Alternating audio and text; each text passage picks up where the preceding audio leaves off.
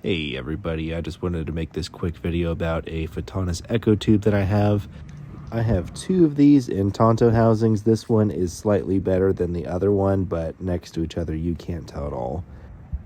I'm shooting this on an iPhone, but in person your eyes could adjust to it. It actually was kind of bright with the clouds being as low as they were, but you still get an idea just looking at the camera the difference between the two. So it's relatively dark, but as you're going to see, the tube really does a great job here.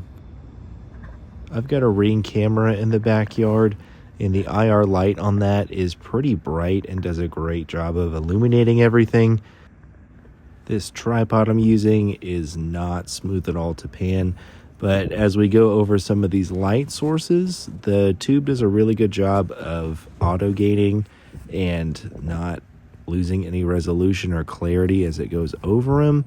If there's a light pointed directly at it, like there will be in another clip, it doesn't do as well. Tonight, this was the darkest part of my backyard. It's honestly still pretty bright, but this is what it looks like under natural lighting. And with the tube, it is super bright, and you can actually see through the fence, which is kind of interesting. This is kind of the last spot. The reason why I chose this clip is that way you can really see what it looks like when you have a light pointed more directly at the tube itself and how hard it'll auto-gate under a bright light source. So here we go, we're panning, same shot. There's my shadow and fence line and all that, nothing real special. And here we go, here comes that light. As you'll see, it's pretty bright. It does an okay job, but it definitely dims everything else.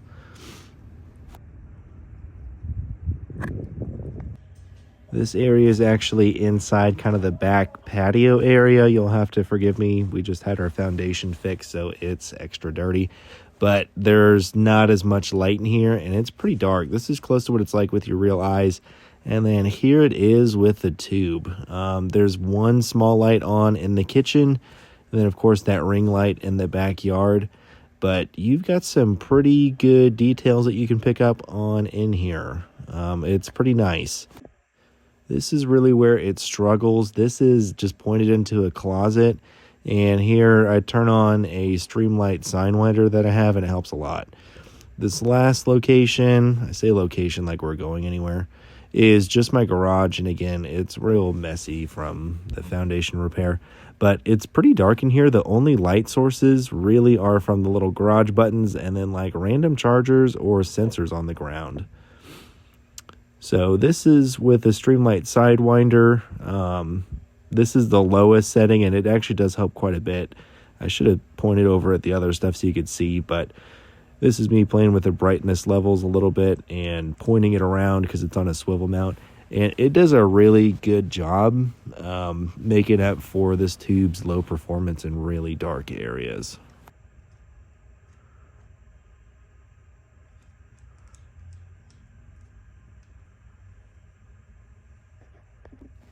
All right, next we're going to look at a Z-bolt with a Holosun LE117IR. This is on the real tight spot, and that's it. Obviously wider with the laser in the middle. In real life, you can see it a lot better. The iPhone doesn't make the tube look as good as it actually is to your natural eyes, but that's what it looks like. Here we are in the backyard again. With that hotspot real tight, it can auto-get your tube and kind of wash out details. I mean, that's my dog, and it's kind of hard to see anything specific on them. But whenever we put it out a little bit, some of those details come back, and it's definitely a lot nicer up close. This fence is not very far. It's maybe 5 yards from me. I haven't shot with this combo yet, but I'm really looking forward to it. On camera, the laser doesn't show up as well as it does in real life. You can see it even with the hotspot real tight. But for the setup that it is, it looks like it's better than most civilian IR illuminators and lasers on the market. So here's a video of that illuminator real tight on some trees. Those trees are probably about 150 yards away. And then this fence is about 5 yards. So here it is. I'm gonna open it up and show you what it's like when it's real wide. That's some suppressor shadow right there, but you can actually still see some of that illumination on the far back trees, which is pretty nice. And that hotspot gets real tight and is pretty good. I'm pretty impressed with it for the price that I paid for it. Your only downside really is weight and size. It's about as big as a regular flashlight on an 18650 battery and a little bit heavier. Here's the low mode on that Holosun laser. I really can't tell that much of a difference between the low and high in person. On camera, it looks like maybe that high's got a little bit more of a bloom to it, but I usually just leave it on high, and I've been pretty happy with it so far. So that's just me waving it around a little bit.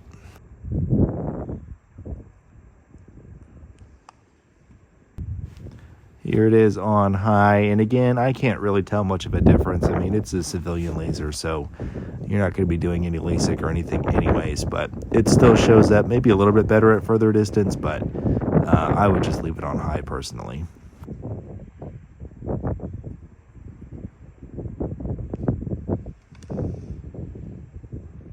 Here's the setup real quick. It's nothing special. The laser and the light are on a mod light button, and then there's a mod light over there on the left. I'll eventually do a video on this, but this is a hardhead veteran's helmet, but the real star of the show is the NVB58, which lets you either have your Tantos or PVS 14s in parallel or kind of panned out. So far, I really like it, and I'll do a video on that as well.